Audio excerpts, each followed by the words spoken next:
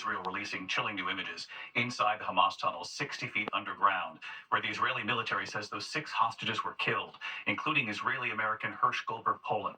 ABC's Matt Gutman in Jerusalem tonight. Tonight, Israel releasing video of that Hamas tunnel more than 60 feet underground, where they say American Hersh Goldberg Poland and 5 other hostages spent their final minutes. The IDF's top spokesman pointing out those bottles and buckets to wash in. They were here in this tunnel in horrific conditions, where there is no air to breathe, where you cannot stand.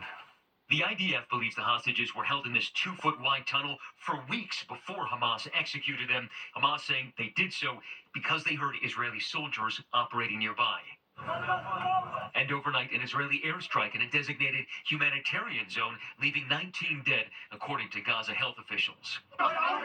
Rescuers scratching through the sand for survivors. The IDF said it killed 3 senior militants. And it comes as America's top diplomat issued a blistering rebuke over the IDF's killing of U.S. citizen and activist Asenor Egi at a protest in the West Bank, calling it unprovoked and unjustified. Israeli security forces need to make some fundamental changes in the way that they operate in the West Bank, including changes to their rules of engagement.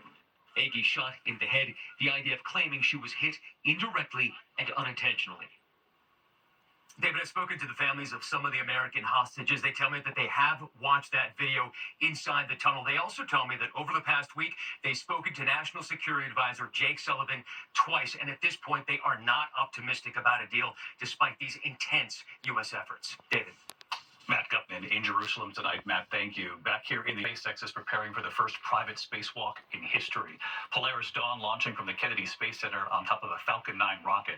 4 astronauts on board for a 5-day mission, including billionaire entrepreneur Jared Isaacman, who is set to make the historic spacewalk. The spacecraft expected to reach 870 miles above Earth, the highest altitude since the last Apollo mission in 1972. When we come back here tonight, we'll set the scene, what you should know before you watch tonight's ABC News presidential debate right here.